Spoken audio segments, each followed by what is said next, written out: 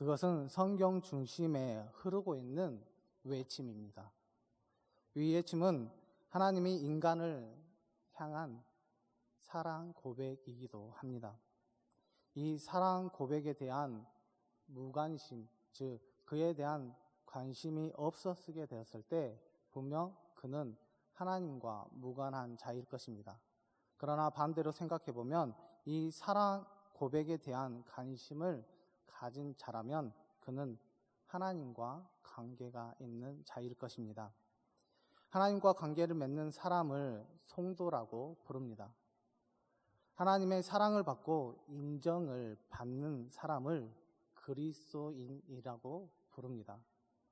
하나님의 사랑 때문에 행복한 사람을 하나님의 자녀라고 부릅니다. 그런데 하나님과의 관계를 맺는 사람 중에서 그 반응이 두 가지로 갈리는 것을 보게 됩니다. 그 하나는 하나님께서 우리를 어떻게 사랑하셨습니까? 라고 반문을 하는 경우입니다. 이런 경우는 광야 생활을 하는 이스라엘 백성들에게서 종종 그 모습을 발견할 수 있습니다. 이 경우는 대부분 자신의 삶의 환경과 여러 가지 어려움을 당하게 되었을 때 이러한 반응들이 일어나게 되는 것입니다. 또한 말라기서도 발견할 수 있습니다. 말라기에서는 택함이라는 그런 주제를 가지고 하나님께서 사랑을 설득하고 있는 것을 보게 됩니다. 말라기 1장 2절의 말씀을 제가 한번 읽어드리겠습니다. 여호와께서 이르시되 내가 너희를 사랑하였노라 하나 너희는 이르기를 주께서 어떻게 우리를 사랑하셨나이까 하는도다. 나 여호와가 말하노라 에서는 야곱의 형이 아니냐 그러나 내가 야곱을 사랑하였고 에서는 미워하였으며 라고 이야기합니다. 분명히 하나님께서 이스라엘 백성들에게 사랑했다라고 말하고 있습니다. 그런데 이스라엘 백성들이 오히려 뭐라고 대답하냐면 바로 어떻게 하나님께서 우리를 사랑하셨습니까? 라고 이야기합니다. 거기에서 한 가지 예를 듭니다. 내가 에서는 미워하였고 야곱은 사랑했다라고 이야기합니다. 그런데 우리 하나님께서 누구는 미워하고 누구는 사랑하시는 그런 하나님이십니까? 절대 그렇지 않습니다. 여기에 본문에서 나오는 사랑과 미움은 바로 택함과 택함을 받지 못하였다라는 것을 이야기합니다. 예수님의 계보에 선택받은 자녀는 바로 야곱입니다. 그래서 야곱을 사랑했다라고 택함을 받았다라고 이야기하면서 그들에게 하나님의 사랑의 증거를 그들에게 말하고 있습니다. 그렇다면 신약시대는 어떻게 되었을까요? 예수 그리스도의 희생이라는 주제를 가지고 하나님의 사랑을 설득하는 것을 보게 됩니다. 로마서 5장 8절의 말씀입니다. 우리가 아직 죄인 되었을 때 그리스도께서는 우리를 위하여 죽으심으로 하나님께서 우리에 대한 자기의 사랑을 확증하셨느니라. 예수 그리스도의 희생으로 구원해 주신 것, 그 하나로 하나님의 사랑을 절대 부인할 수 없다라는 것입니다. 하나님께서 독생자를 주신 희생은 바로 사랑하지 않으면 절대 있을 수 없는 일임을 우리에게 가르쳐주고 있습니다. 혹시 삶이 고단하십니까? 일이 잘 풀리지 않으십니까? 원치 않는 고통을 만난 적이 있으십니까? 그럴 때마다 하나님의 사랑을 의심해 본 적이 있을 것입니다. 그것은 우리가 하나님에 대해 잘 모르고 있기 때문입니다. 즉, 그것은 무지하기 때문입니다. 예수 그리스도를 통해 얻는 구원은 하나님의 모든 것을 얻는 것과 다름이 없습니다. 하나님께서 선물로 모든 것을 주신 것이기에 그 사랑은 상황과 감정에 관계없이 영원하다라는 것을 우리가 믿어야 할 줄 알아야 합니다. 또한 다른 하나는 아멘 하면서 감사합니다. 저도 하나님을 사랑합니다. 라고 고백하는 경우가 있습니다. 우리 여러 신앙의 선배들에서 그런 신앙을 찾아볼 수 있습니다. 특별히 사도 바울에게서 그것을 찾아볼 수 있는데 사도 바울은 하나님으로 말미암아 하나님께서 새로운 인생으로 말미암아 그의 인생이 변화받는 것을 볼 수 있습니다. 그는 그 이전에 핍박자였고 폭행자였으며 그가 하나님의 사랑으로 말미암아 전도자가 되었다라는 것입니다. 그 간격을 잊지 못하고 감사하면서 살았던 일꾼이 바로 사도 바울이었습니다. 그렇다면 사도 바울은 어떻게 하나님을 사랑했을까요? 사도 바울은 교회의 사랑을 통해 하나님을 사랑했습니다. 교회를 위하여 희생하고 고난받는 것을 기뻐했습니다. 또한 사도 바울은 복음 전파를 통해서 하나님을 사랑했습니다. 복음 전파를 위하여 생명을 바칠 각오를 하고 전도하는 것을 보게 됩니다. 그것뿐만 아니라 사도 바울은 성도 사랑을 통해 하나님을 사랑했습니다. 자신의 복음 전파를 통해 하나님의 자녀가 된 성도들에게 말씀으로 그들을 양육하고 최선을 다하는 것을 보게 됩니다.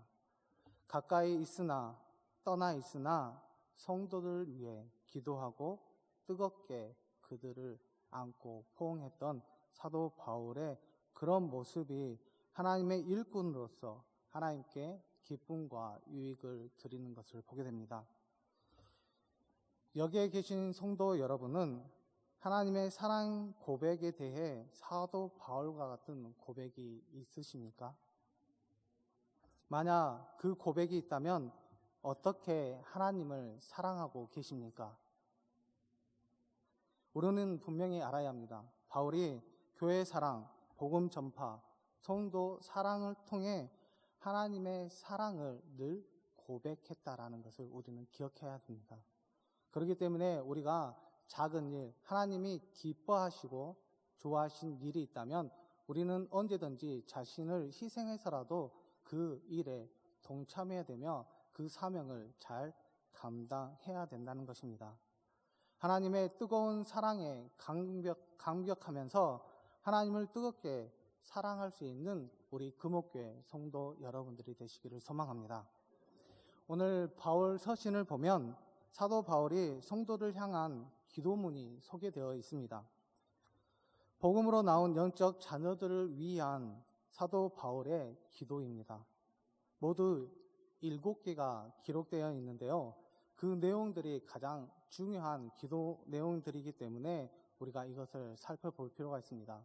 그러나 이 시간 우리가 그 7개를 다 살펴보지는 않고 단 한 개만 살펴보겠습니다. 그런데 이 기도문의 중심 내용이 있습니다. 그것이 뭐냐면 바로 알게 하소서입니다. 바로 알게 하소서. 우리가 무언가를 알게 되었을 때 그것은 참 소중합니다. 그러나 그것을 알지 못하게 되었을 때 그것을 우리는 무지라고 이야기합니다. 영적으로 무지하면 무엇을 해야 할지 잘 모르게 됩니다. 영적으로 무지하면 어떤 것이 가치가 있는지 전혀 알 수가 없습니다. 영적으로 무지하게 되면 집중할 수도 없습니다.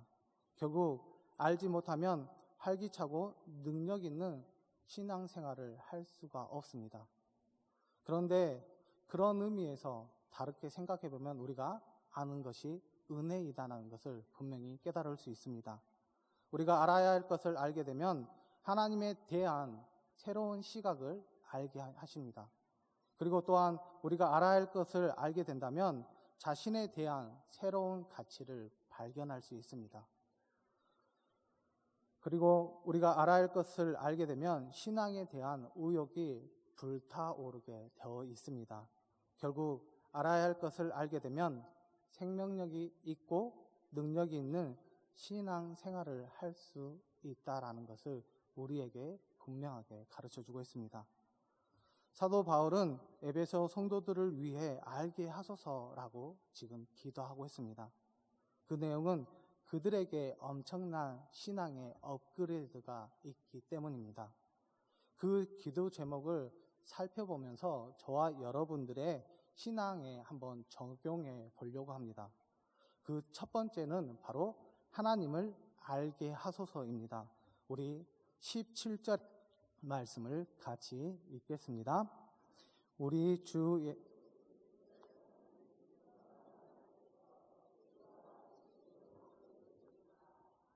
알게 하시고 지혜와 계시의 영은 누구를 말하고 있을까요?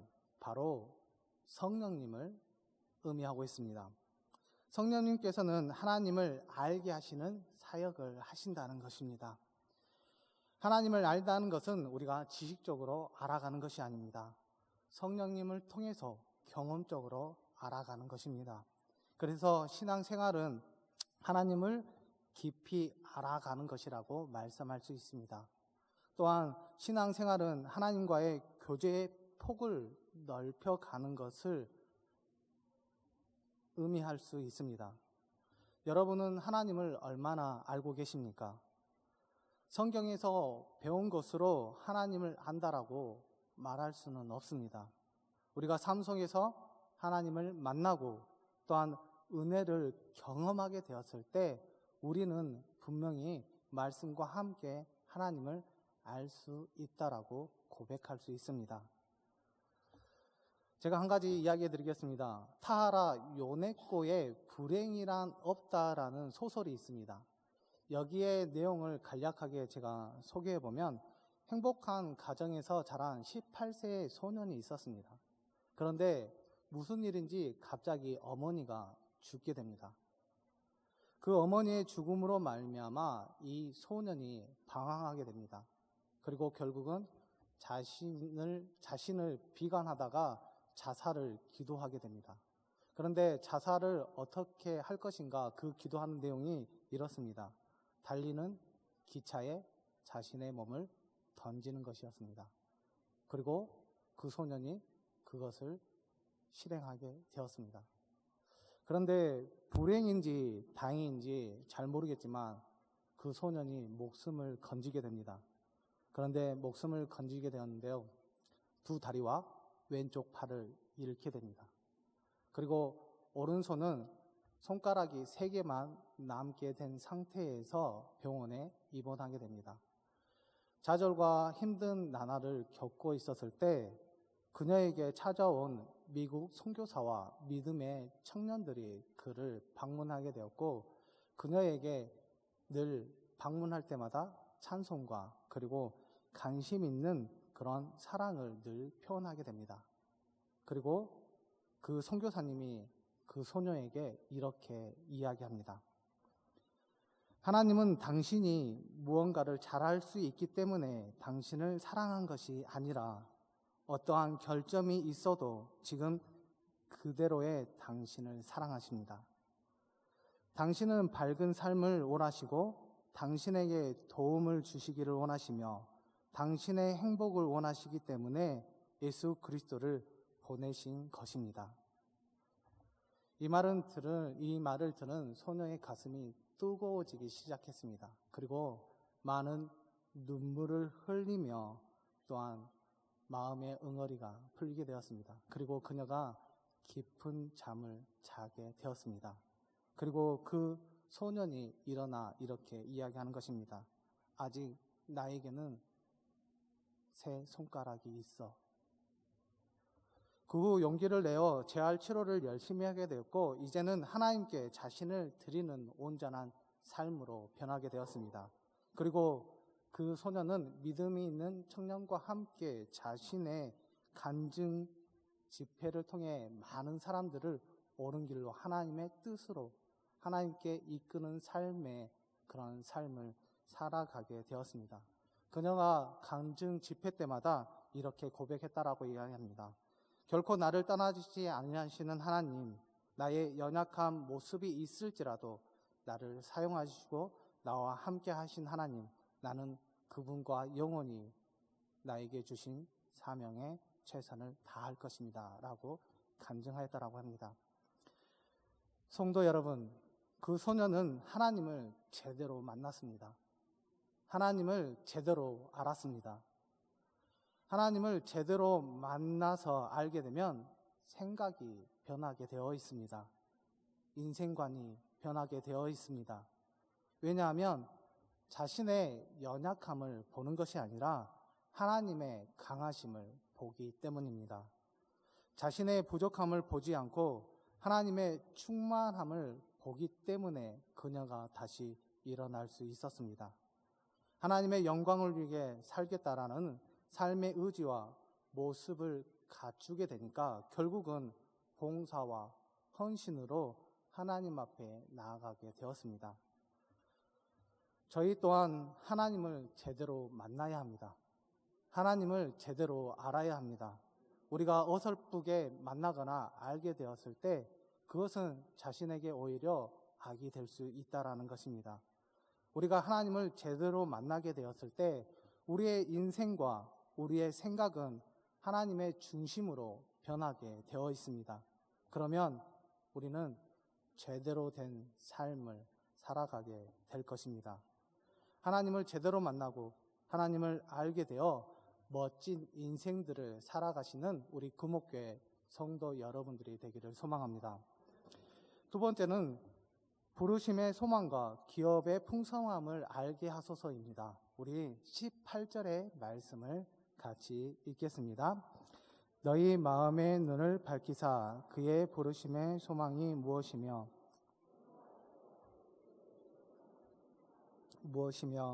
아멘.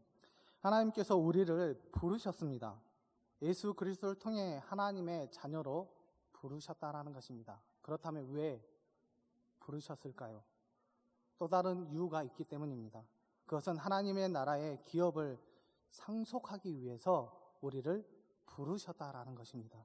이것은 모든 성도들의 소망이며 풍성한 하나님의 기업입니다. 또한 하나님께서 우리를 부르셨습니다. 성령의 역사를 통해 하나님의 일꾼으로 부르셨습니다. 그것뿐이겠습니까? 하나님의 영광을 위하여 우리를 선택하시고 하나님의 일을 맡기기 위해서 부르셨다라는 것입니다. 이것은 모든 일꾼들의 기쁨이며 가장 귀한 일입니다. 우리가 하나님의 부르심을 제대로 알게 되었을 때 자신의 소중함을 알게 되어 있습니다. 또한 하나님의 부르심을 제대로 알게 된다면 우리의 미래가 밝게 빛나고 있음을 우리는 알아야 합니다. 또한 기업의 풍성함을 알게 되었을 때 우리의 이기심이나 욕심을 다스릴 수 있게 됩니다. 그리고 기업의 풍성함을 알게 되었을 때 배려와 나눔의 삶을 충분히 살아갈 수 있다는 것입니다. 하나님의 부르심을 알게 되었을 때 자신의 소중함과 또한 미래의 확신이 생기게 되어 있습니다. 그리고 하나님께서 주시는 그 기업의 풍성함을 알게 되었을 때 자신을 생각하고 자신의 이익을 생각하는 것이 아니라 배려하고 나눌 수 있는 삶을 살아갈 수 있다는 것입니다.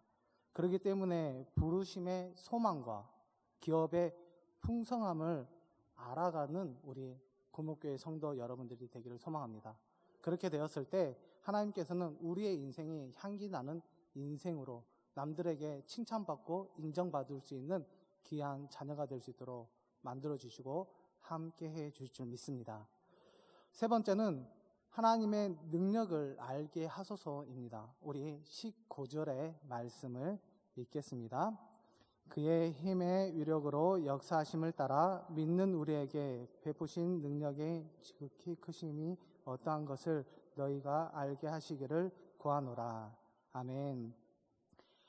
하나님이 우리에게 베푸신 능력이 지극히 크다라고 분명하게 우리에게 말씀해 주고 있습니다. 창세기 17장의 말씀을 보면 아브라함이 99세 때 하나님께서 그에게 나타나십니다. 그리고 그에게 말씀하십니다. 나는 전능하신 하나님이다. 엘사다이, 즉 전능하신 하나님으로 하나님께서 자신을 소개하고 있다는 것입니다. 아직 후손이 없는 아브라함에게 번성케 해 주시겠다라는 약속을 지키기 위해서 자신이 능력의 하나님을 직접 강조하고 있습니다. 또한 예수님께서 하나님의 능력을 믿지 못한 자에게 책망하시는 내용이 나옵니다. 그것은 마가복음 9장에 나온 귀신 들린 아들의 아버지에 대한 말씀입니다. 이렇게 말씀하십니다. 할 수 있거든이 무슨 말이냐? 믿는 자에게는 능히 하지 못한 일이 없느니라. 하나님의 능력에 대한 것에는 반드시 믿음이 있음을 우리에게 강조하는 말씀입니다. 그리고 사도 바울 역시 빌립보 교회에 편지를 통해 능력에 대한 신앙 고백을 한 적이 있습니다.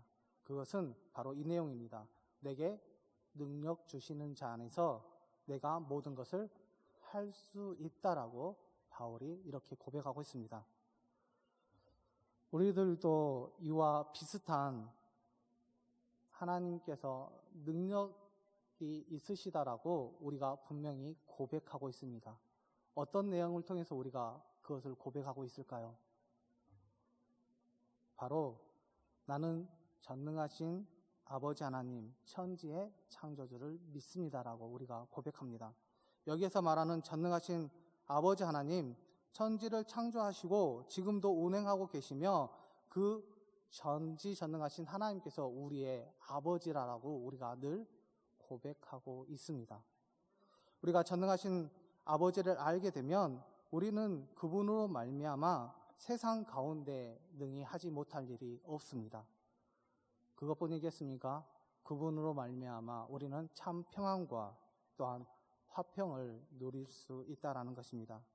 하지만 하나님의 능력이 아닌 자신의 능력으로 모든 것을 이루고자 한다면 그것은 어리석은 사람과 같다라는 것입니다.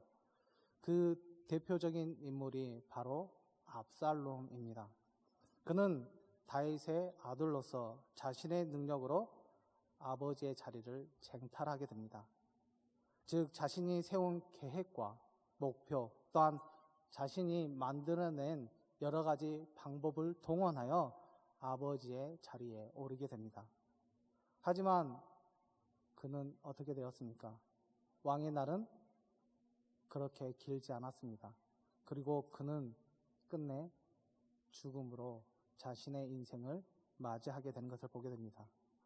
하나님의 능력이 아닌 자기 자신의 능력을 의지했기 때문에 그런 결과가 발생하게 되었다라는 것입니다.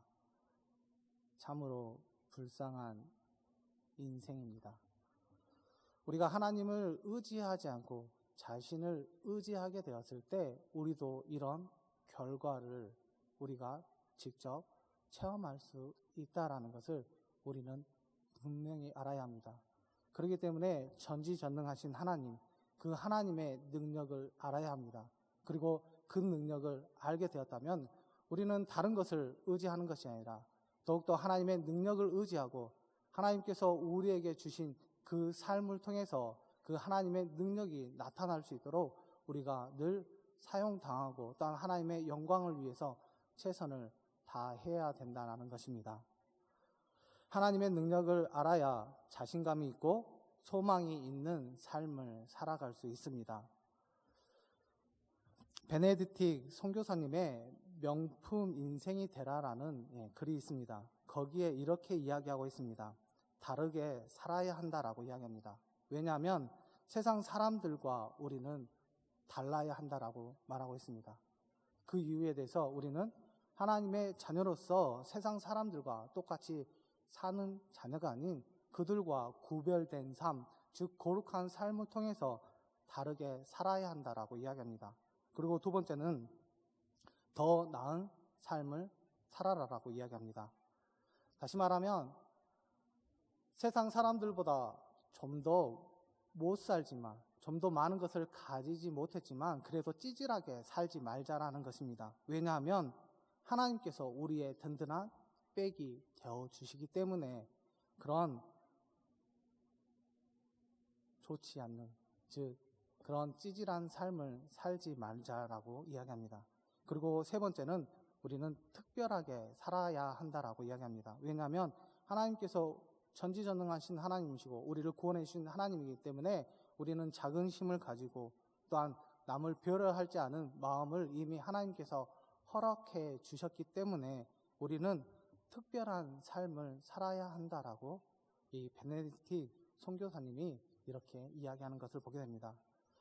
우리는 명품 인생을 살아가야 할 자녀입니다. 그리고 구별된 삶을 살아야 합니다. 왜냐하면 그 능력이 하나님, 그 하나님께서 우리의 뒤에 백이 되어주시고 우리와 함께 해주시기 때문입니다. 우리가 하나님을 제대로 알면 자신의 가치를 알게 됩니다. 부르심의 소망과 기업의 풍성함을 알게 되면 세상 사람들과 다른 삶의 모습을 우리가 갖게 되어 있습니다. 그리고 하나님의 능력을 알게 되면 우리가 힘들고 어려울지라도 다른 사람들보다 더 멋진 인생으로 살아가게 되는 줄 믿습니다. 알게 하소서라는 기도 제목을 바울이 이 에베소 성도들에게 간절한 마음으로 기도하고 있습니다. 우리 또한 알게 하소서, 우리가 알아야 할 것이 있다면 하나님을 제대로 알아야 하고, 그리고 하나님께서 우리에게 부르심과 또한 기업의 풍성함을 알 수 있도록 허락해 주실 뿐만 아니라 하나님의 능력이 뭔지를 우리에게 알게 하십니다. 그렇다면 우리의 인생은 더 없는 큰 은혜의 인생이 될 것이고, 또한 하나님께서 우리를 통해서 하나님의 역사에 동참해 주실 뿐만 아니라 우리가 진정 이 땅 가운데 좀 더 귀하고 좀 더 하나님의 자녀로서 온전한 삶을 살아갈 수 있도록 우리를 만들어 주시고 함께 해 주실 줄 믿습니다. 우리가 하나님을 더욱더 알아갈 수 있는 믿음의 자녀들이 되기를 소망합니다. 그것으로 말미암아 우리에게 더 없는 축복과 하나님의 은혜가 임하게 되는 줄 믿습니다. 기도하겠습니다. 하나님 아버지, 감사를 드립니다. 우리는 하나님을 알아갈 수 있는 자녀로 만들어 주시고 함께하여 주심을 너무나도 감사드립니다. 우리가 하나님을 제대로 알게 되었을 때 자신의 가치를 알 뿐만 아니라 또한 하나님의 부르심과 기업의 풍성함을 알게 되었을 때 다른 사람들과 구별된 삶을 살아가게 되는 줄 믿습니다. 더욱더 하나님의 능력을 알아 우리가 더욱더 이 세상에서 멋진 인생, 참된 인생을 살아갈 수 있는 귀한 자녀들이 되게 인도하여 주시옵시고, 그것을 통해서 우리가 하나님 주신 사명과 그 소명을 잘 감당하며 나아갈 수 있는 우리 금옥교회의 멋진 인생, 하나님의 자녀들이 되게 인도하여 주시옵소서. 모든 것들 주님 앞에 맡겨오며 우리를 구원하신 예수님의 이름으로 간절히 기도드리옵나이다. 아멘. 찬송가 310장 찬양하겠습니다.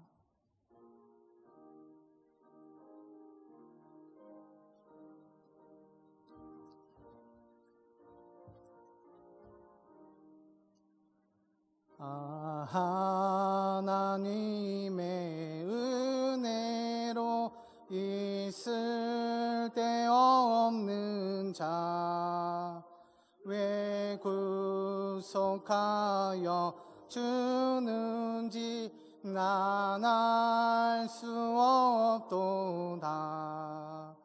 내가 믿고 또 의지함은 내 모든 형편 아시는 주님 늘 보호해 주실 것을 나는 확실히 아네. 왜 내게 무슨 믿음과 또 복음 주셔서 내 마음이 항상 편한지 난 알 수 없도다. 내가 믿고 또 의지함은 내 모든 형편 아시는 주님 늘 보호해 주실 것을 나는 확실히 아네.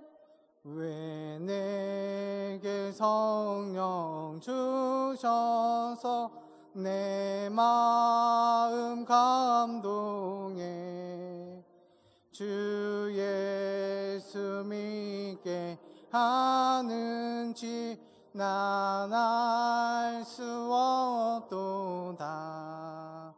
내가 믿고 또 의지함은 내 모든 형편 아시는 주님 늘 보호해 주실 것을 나는 확실히 아네. 주 언제 강림 하실지 혹 밤에 혹 낮에 또 주님 만날 그곳도 난 알 수 없도다. 내가 믿고 또 의지함은 내 모든 형편하시는 주님 늘 보호해 주실 것을 나는 확실히 아네. 아멘. 교회 소식 알려드리겠습니다. 일본 선교 이타야도 교회 성도들의 한국 방문이 5월 24일 금요일부터 27일 월요일까지 금요교회 및 근방 지역에서 이루어집니다. 이를 위해서 기도해 주시기를 바랍니다. 인도네시아 비전 트립 일정이 6월 17일 월요일부터 22일 토요일까지 인원은 저를 포함해서 27명 이렇게 비전 트립을 다녀오려고 합니다. 여러분들의 많은 관심과 또한 기도 부탁드리겠습니다. 지난 주일 세례를 받으신 분은 돌아온 주일 세례 증서를 사무실에서 찾으시면 되겠습니다. 찬양위원회 헌신 예배가 돌아오는 주일에 오후 예배에 있습니다. 이 점 참조하시고 잘 준비하시기를 바랍니다. 그리고 목요 전도대가 내일 오후 2시에 모입니다. 하나님의 나라를 위해서 예수님께서 우리에게 분부하신 그 명령 우리가 손수 지키며 또 하나님 나라를 위해서 우리가 수고하는 우리 구목교회 성도 여러분들이 되었으면 좋겠습니다. 그리고 안수 집사의 단합대회가 18일 토요일 오전 9시에 출발합니다. 늦지 않도록 또한 많은 관심과 후원 부탁드리겠습니다. 나머지 광고는 주보를 참조하시면 되겠습니다. 우리의 인생 가운데 예수님이 우리와 함께 하실 때 우리는 능력의 자녀가 되는 줄 믿습니다. 우리가 더욱더 하나님을 바라보고 예수님의 능력을 의지할 수 있는 우리 금옥교회 성도 여러분들이 되기를 소망합니다. 주님이 가르쳐 주신 주기도문으로 3일 밤 예배를 마치겠습니다. 하늘에 계신 우리 아버지, 아버지의 이름을 거룩하게 하시며 아버지의 나라가 오게 하시며 아버지의 뜻이 하늘에서와 같이 땅에서도 이루어지게 하소서. 오늘 우리에게 일용할 양식을 주시고 우리가 우리에게 잘못한 사람을 용서하여 준 것 같이 우리 죄를 용서하여 주시고 우리를 시험에 빠지지 않게 하시고 악에서 구하소서. 나라와 권능과 영광이 영원히 아버지의 것입니다. 아멘.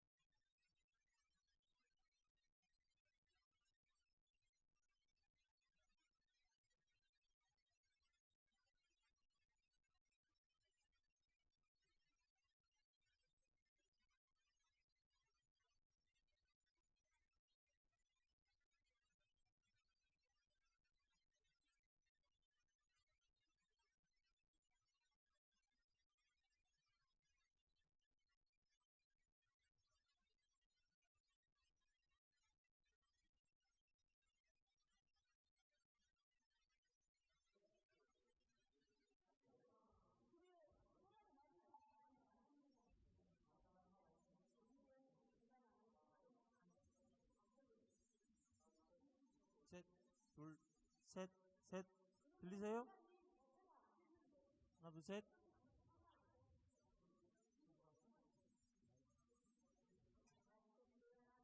하나, 둘, 셋. 지금 제가 쓰고 있는 거는 기존의 거고요. 새 거도 하고 있으니까 두 가지 테스트 해주시라고. 네, 해보세요. 말하래.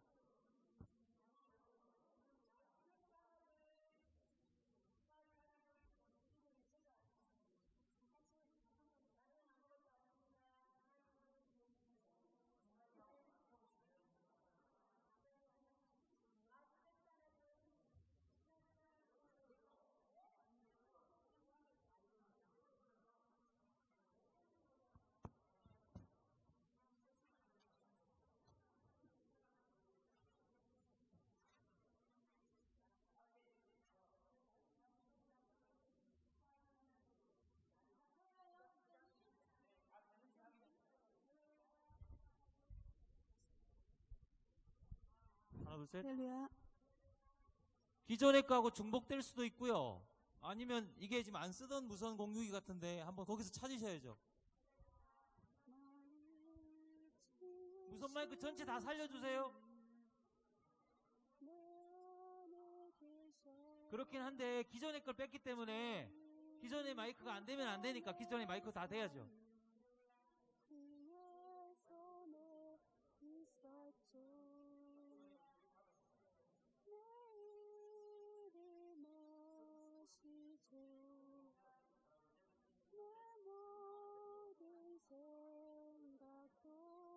하나, 둘. 집사님, 전체 마이크도 다 켜주라고요. 4번. 하나, 둘. 할렐루야. 찬양단 거 4번을 뮤트 시키신 거를 해제해 주시라고요.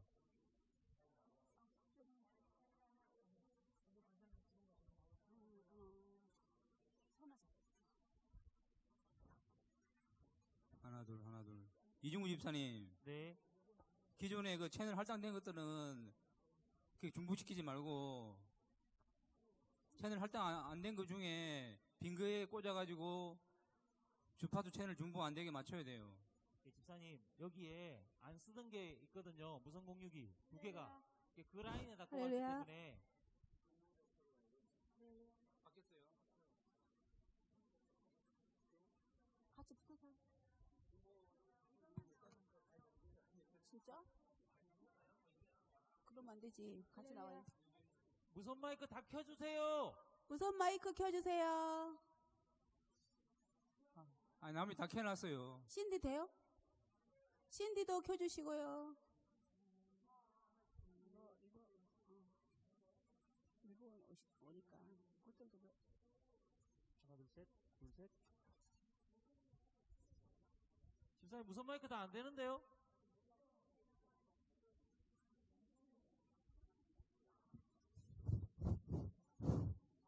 어떤 거 안 된다고요?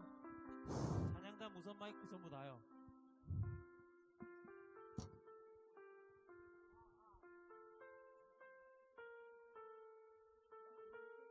하나, 둘, 셋.